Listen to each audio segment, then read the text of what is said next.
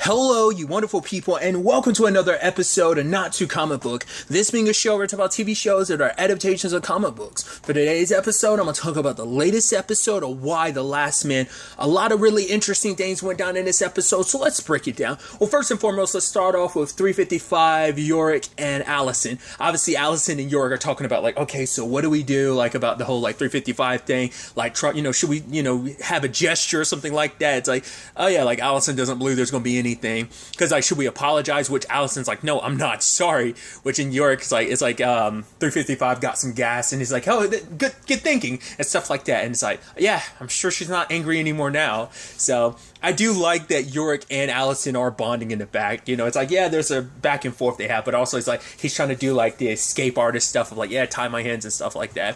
It's interesting, his perspective on it. I thought was kind of interesting.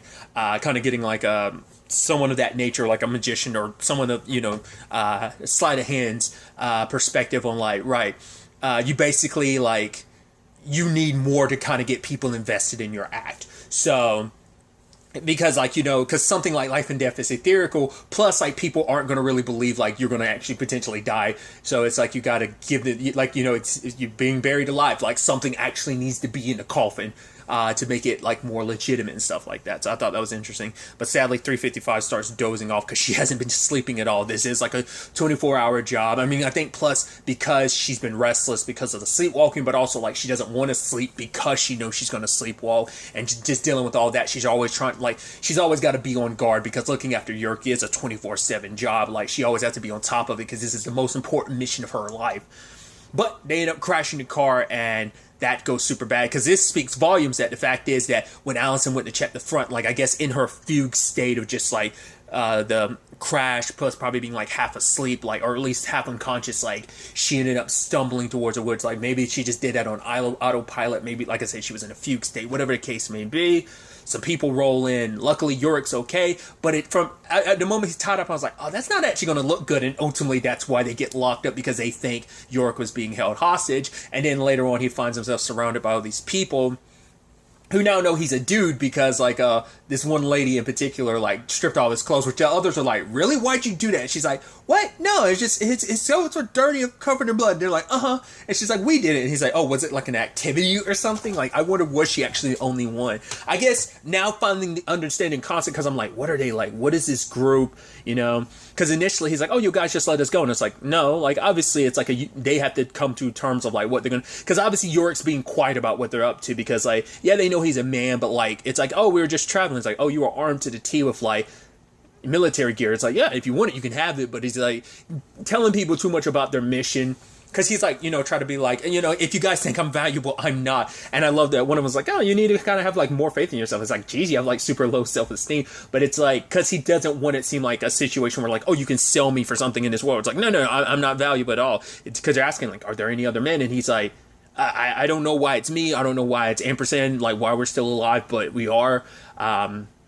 Because he hopes that it's other people, because if there's other men out there, that means, it's not just on me. It's just not my responsibility, because I'm just some Joe Schmo, even less than a Joe Schmo, and, I'm supposed to be, the key to saving humanity, restoring, bringing back half of the human population in a certain regard, restoring the male species, because it's not even just, the buck doesn't stop with him, because if they can find out what's up with him, Allison kind of brought up perspective-wise of, it's not just men that they lost. They lost a lot. What about the animal? A lot of the animal species in this world will probably die off without men, I mean, think about something in certain regards, even, they don't talk about it. It's once again, the fact I will always go back to since I learned, was it SpongeBob that taught me that, or was it something else? That male seahorses give birth. I want to say it was SpongeBob, years and years ago. There's an episode where that gets referenced. I want to say that's where I got that from, but it's a fact I've been holding on my entire life, that male seahorses are the ones that actually give birth. So, how does that affect seahorses in the grand scheme of things, and then, very nature of things with, all the male species, even across, from humans to every animal species, males are extinct except for ampersand, so it puts things in a certain perspective for you in that regard of yeah, he's not just the key to bringing men back, he's potentially the key for restoring male species and everything else. Maybe, who knows? I think Allison is someone who probably looked more on that lane of things, but it's like, you know, obviously a whole other group shows up, and I'm like, who are these women? And we find out because 355 wakes up and like realizes like, right, like, you do smell like you've come accustomed to like the smell of a whole bunch of dead bodies. It's like, right, because a whole bunch of males have died around you, so you know it's something that sadly everyone's gotten accustomed to. But it's like, take a deep breath, you don't smell that here, because that means there's no dead bodies. This is a all women's prison, so that's why. So it's like, the fact is that they got out of here after like being so desperate to get out means like we don't know who they are, because they've been locked up. So like, who knows what they've been locked up for. We do find out later on that Janice stabbed like, wasn't it like 2 dudes or something, but she was 21 at the time. Not like it justifies it, but it was like giving you an explanation and context of like, she was strung out at the time, so it's not like she was like in her right mind, essentially, is what that kind of sets up. But you even have Allison and 355 like butting heads, because it's like, how about when we get Yorick and you just shut up and just stop talking, because she's still like, she most likely does have a concussion, especially because she throws up later on, because I think that is a sign of just like her spinning and just kind of, obviously like she hasn't been looked at, but I think like throwing up is kind of a really bad sign of a concussion, like, you know, that things are really, really bad, so you need to get that checked. But Yorick was luckily able to kind of get in there with them. And I love that whole thing of like, yeah, but the fact is, if they're trying to decide, that means they're going to, and then Yorick's like, they're going to what? You trode off there. And Allison and 355 were looking at him like, are you stupid? They're going to kill us. That's what she was saying. I'm like, that was kind of implied. He apparently didn't catch the context and the implication. Just like, I love that about you. It's just like, yeah, you trode off there. It's like, no, she did that for dramatic effect of kind of like, yeah, we all understood that, but somehow you didn't. We needed to kind of, you know. But I also was wondering, like, are they setting up a 355 and Allison thing? Just because in that moment she was kind of there, like, caring, and they were super close and everything. I was like, huh. And it's just like, just get off of me. I'm like, and then Allison was like, I don't know, just looking, because I think Allison seeing her in this state kind of made her go like, huh, because she's never seen like, because 355's just been this scary person, like, oh, she's on top of everything. So like, to see her kind of, you know, vulnerable like that, I think it kind of like, it changed her perception on her. Especially when she opens up about like, oh yeah, like, it's like, because, you know, Allison was asking questions like, oh, are there anyone out there that knows your real name, husband, wife, family? It's like, they're gone, like, but because when she was thinking about to the crash, like, maybe whatever the case may be, like, what she's been getting visions of, the jazz music and stuff like that, is her parents' death. Like, maybe the world coming to an end kind of basically brought a lot of that trauma to the forefront. Like, maybe it's just stuff like just her childhood, just growing up, or maybe just the nature of her, like, job with CR, like, made it so that she buried a lot of stuff. Like, she always has something to distract her mind, and now it's like the quiet is there, and it's bringing a lot of stuff to the forefront that she never properly dealt with. But her parents died in an accident, because even in like whether it's like a dream state, it had to be like a dream state, because I'm sure they picked her up, because like she didn't actually go, like, because I thought like the vehicle crash, like, she was standing there after like walking a little ways into the woods, that she came back to the car and like was seeing the camper like as her parents' vehicle.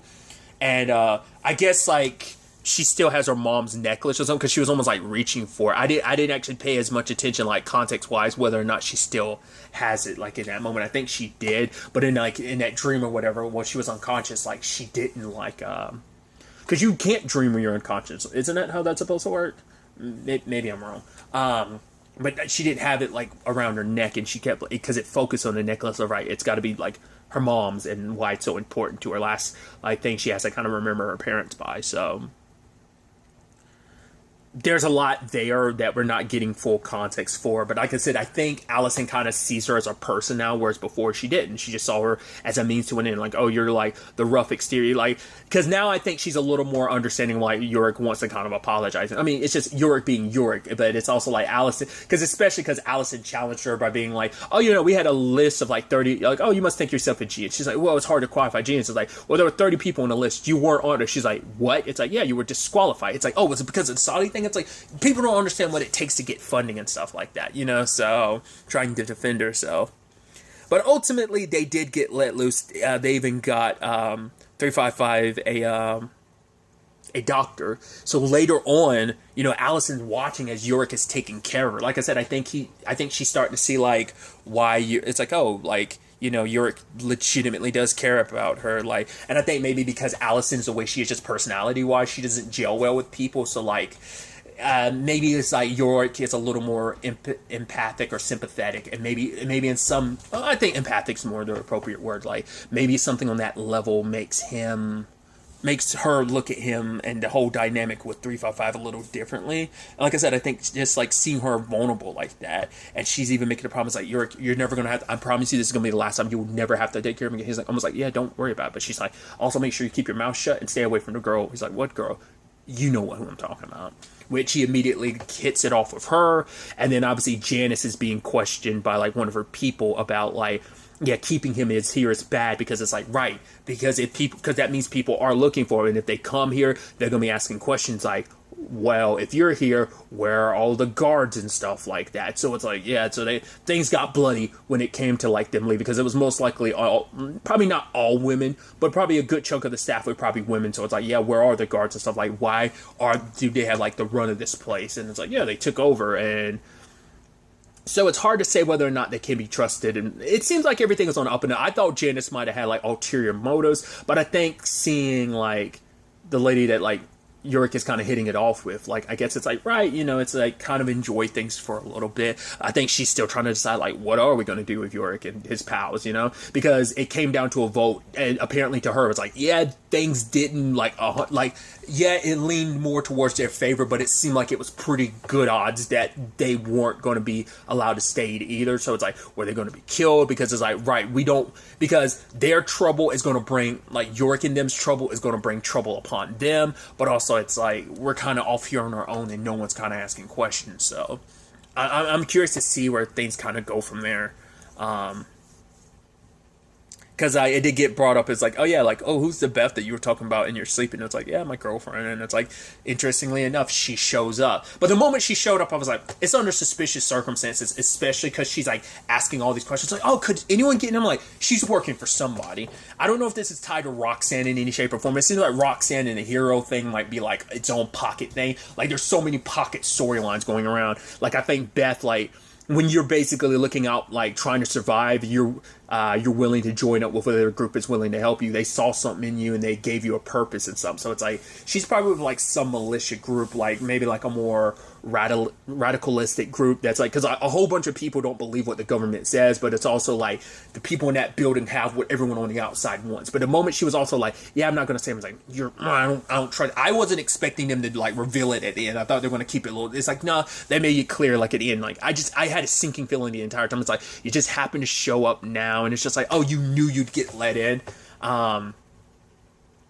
Especially like when her explanation about what happened, she's like, oh yeah, like all that craziness, like, yeah, I actually don't remember. It's like you making up excuses of like, you don't want to you don't want to really say like the circumstances of what happened, you know. I was like, that's super suspicious. So we'll wait and see where things kind of go on that front. But I'm like, what that's all about, I don't know. Like I said, it seems like a military group that's like, because she's even saying like, yeah, all it takes is one thing to kind of go wrong and that entire thing is going to fall apart. She was there to witness the whole Marla thing, because obviously a lot of people are questioning her authority on the outside and on the inside.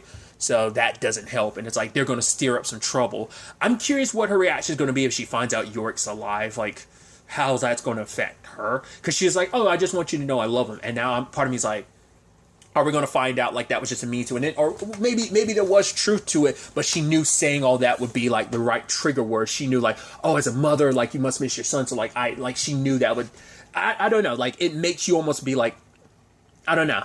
She did go like, because she was honest. She didn't go like, oh yeah, like, yeah, I was going to marry him. It's like, we, as the audience, would have known that was a bold face. How could you said no? But it's like, for her, it's like, oh, we were young, and he just kind of sprung it on me, then we had a fight, and now she regrets it, because it's like, right, he died alone. She's like, I wish I had been there for him. Did you find him and stuff like that? So she could have told her, and I think it's a good thing in the end she didn't. Or maybe, who knows, maybe telling her might have changed things. Maybe not. It just probably would have given them more ammunition against you, because it's like, if this gets out, people are going to, it is going to look like everyone's already suspecting conspiracy of that the government knew about what's going on, that everyone that's in power now knew this was going to happen and wanted it to happen so they could get power. And it's like, especially if it turns out, oh, yeah, your husband's dead, yada yada yada. Who cares? Whatever. Like maybe there's also like the context of like why they were kind of separated in the first place. That'll probably get used of like, oh, you got everything you want. Not only is your daughter alive somewhere out there, but also your son alive. Your son just happens to be the one man that survives in the entire world. Not just male like of humans. Your son just happens to be the only male species in general to survive. Plus his monkey, like there's definitely something like weird there, which that ends up being the crux of this is that, you know, those agents last episode saw Yorick. And it's like, oh, it could have been a transgender person. You were tranquilized. Obviously, like, she is spinning this as best as she can. But then it's like, yeah, I saw it. And then, like, the monkey on the show. And obviously, Regina's looking like, I thought we had something. Never mind. It's just like, yeah, because it makes her sound crazy. Like, oh, he had a monkey in the show. They're like, eee! You know? So they were able to spin that. But obviously, like, Jennifer's talking to Christine and, like, make sure they get transferred. We can't have them spreading these rumors around because they were like, I know what I saw. The others didn't see it, but she's the only one that looked Yorick in the face. So it's like if Yorick had told 355 the truth, but he didn't want more blood on his hands and be responsible because someone is aware of his existence, like that would have been another person on top of the two pilots that had to be killed because of it. So he didn't want that. So, but it's like his sensibilities in that regard, his trying to like not be responsible for their deaths, like might cause more issues for his mom back in, you know, at the, as president, but also like in general, like it's causing more because if they hadn't saw him and if 355 had been able to at least take care of that, then at least it would just be 355 they'd be after, because obviously they looked into it and found out that she was asking about, Allison, man. And I'm curious, like, what that means for them knowing that she's a geneticist. Like, so are they thinking, like, oh, like, maybe she's trying to clean house, that she's meeting up with the person that's responsible for creating the weapon that wiped out men. Like, I don't know if that could be, like, the conspiracy level type of thing that the people in that building could end up turning this into. Because everyone will turn against Jennifer the moment they find out, like, wait, your son's alive, because it's like, wait, your son is alive despite all that we lost, and apparently because she has lost less than them. It's like the only person she lost was her husband. Her daughter's still alive out there, at least that she's aware of, and her son's out there. And it's like also those two pilots, like where you, like those questions are going to come up, and that's going to jeopardize everything. And it's just going to add more fuel to the fire. Even the people that are closest to her will turn against her in that time, because it's like, why is it your son's alive? What about my children? What about my husband? Like, why do you get to keep most of your family intact while everyone else, you know? So that element of like, you know, when it comes to loss, there are like some people get off, and it's a messed up thing to say, but it is a numbers game, sadly, especially in this world of like who lost more. You know, some lost more than others. That line from Kimberly has always been there, like resonating over, like it's a cloud hanging over like this entire series head in that just knowing that like she got it the least of anybody, and also like you've been doing all this to protect your son, you didn't tell anybody about it, like do you know more than you're like, it's gonna turn heads. And I don't see things working out for Jennifer, especially because, well, Kimberly was talking to her mom earlier on, and her mom was like, oh, cut Jennifer some slack. And it's like, really? Like, that is kind of interesting coming from her, but it's like after everything, it doesn't matter. I thought it was interesting where she was like, all right, mom, just shut up and just get up. You know, like, you're suffering. I get it, but everyone's suffering. And she's like, really? Suffering? The fact of the matter is, if you could shed half a tear, your children would have to split it. I was like, that's very harsh to say. Like, why would she say something like that? I guess it's just like, because I think for her, it's like, you are up here acting like, you know, it's like you had the best of intentions. Like, right, you're like, oh, Christine needs a friend, she's pregnant. It's like, you're only doing that because you're hoping, because she's like, I'll be reunited with my children soon enough. And it's like, and like when you're dead, but it almost sounded like that eventually explains like why she's so obsessed with York. It's like, we can be mothers again, because like, that's what she's trying to fill the hole in her. Like, it's so like, she's so desperate from like, oh, we'll save humanity, and it's God that chose York. It's because she's maybe on some psychological level, like she's definitely not all there, understandably so. Like, you know, that ended up being a conversation from Beth being like, oh, how did everyone, it's like, yeah, like everyone tries not to think about it. They've got work to preoccupy their minds over what they've lost. There's too many other problems that need solving, so they're distracting themselves with work. But with with Yorick, she's thinking like, I could get my babies back, like by having children. It's like, it's almost like having her children back. It's like, oh, they came back to me, like, you know, which is her way to compensate with her grief. But also it's just like the level of just like, we'll be able to kind of bring all men back. Like, that's the thing of like, when she says that, we'll be bringing the male species back, sure. But I think on some level, it almost feels like she thinks the people they've lost will come back. It's like almost like, oh, their souls will have new bodies to come back into. So like, it almost feels like that's the perspective she has on it. I'm not trying to like push her down or say she's crazy or that, but it's like, yeah, her grief is making her kind of think, I think, a little irrationally, because even Regina's kind of like, didn't you just say he was a beta male? It's like, shut up, you don't talk about him like that, God chose him. It's like, okay, because he's, to their knowledge, the only male alive, so he is the most important thing, because like I said, Marla was defending Jennifer in the grand scheme of things, but then it wasn't until like Regina started bringing up, oh yeah, the monkey and everything. She dropped her glass, and it's like, yeah. Now it's like Kimberly's like, how would, like, my mom sounded crazy. Like, why would I believe her? Now it's like, now we know like Yorick, and we need to like get everyone against Jennifer. Like, this will be the nail in the coffin.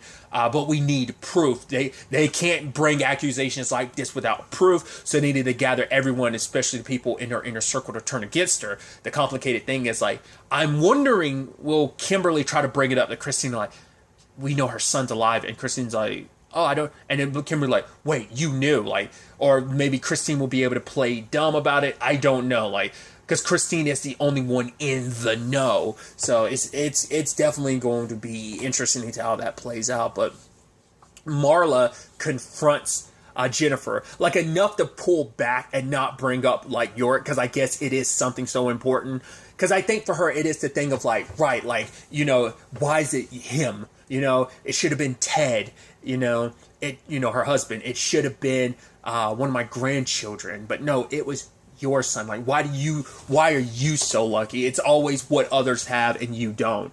And just like, because Kimberly was so caught up in her suffering, she never really took time to pay attention to the fact is that, yeah, her mom was in it. Like, she was just like everyone else, trying to like preoccupy her business. Like, that's why she was in the state she was in. But I guess like for Kimberly, it's like, it's enough sulking. Like, we're all doing the best we can to make it through this. But then like the final nail for her was like, she was like, oh, let's go home. It's like, Mom, like, that was like, there was no one there to fix the dam. So all of that's under like debris and mud. And it's like, that was the last straw. It broke her, because it's just like, everything's gone. Like, you know, she's wanted to go home for a while, and Kimberly just kept her there. And it's like, I don't know, like, would her mom have been in a better place if they found? It's like, no, like, this was just like, she was just hanging on, thing after thing, finding out about Yorick, and then Kimberly being like, oh, he can be the end all be all. Thank you, God, for like bringing him, like, whatever path he walked, so on and so forth. It was enough. It's like every time, like, the men that were important to her grandchildren, her husband, like, it's all gone, and now it's like finding out Jennifer's son is still alive, and he's the only one, and it's just like, he's so important. It's just all the laws finally broke her, and she kills herself at the end of the episode. We don't know what it is in that letter that she said to Kimberly, but this is going to be the breaking point for Kimberly of like, you know what, screw it. I know about Yorick. The fact of the matter is, we're going to find him, bring him back here, and hold him over her and blackmail her into like resigning. But we're going to use this information. And now Kimberly's efforts are going to double down, because it's like, because even Marla was like, you made me sound crazy. You made me believe I was crazy. And but now that's why I think it's so interesting, because like Regina's supposed to be the figurehead, but I mean, I think that's all Regina really is going to be a figurehead, because I think this is going to be Kimberly's rodeo show. Like, she's like the main threat. Like, I think Regina will play her own role in that as well, but I think Kimberly's going to be like the main like antagonist to Jennifer and just everything that they're trying to do. I think she's going to be the antithesis of that. She's going to be the epicenter of it, I think. We'll see. Like, whether she tries to take the position first up, like, you know what, Regina, screw it. I don't want you to have the power. It's going to be me. I'm going to be the one that dictates how things get run. Or, you know, and that could still be applicable, but she just puts she could just put Regina in that position, and she's the one like really barking the orders, but it's through Regina. Like I said, that Regina's just kind of a figurehead. So, but Kimberly losing her mom now and blaming Jennifer for it, like, it's just, that's going to double her efforts to destroy her. So it's definitely going to be interesting to see how this plays out. We've only got 3 episodes left this season. There's only 10 episodes this season, so I'm excited to see where the next episode takes us with all of this. But really, that's all I'm going to talk about. So the next time we meet, be happy, be safe, love life to the fullest, and enjoy it. Good day and goodbye.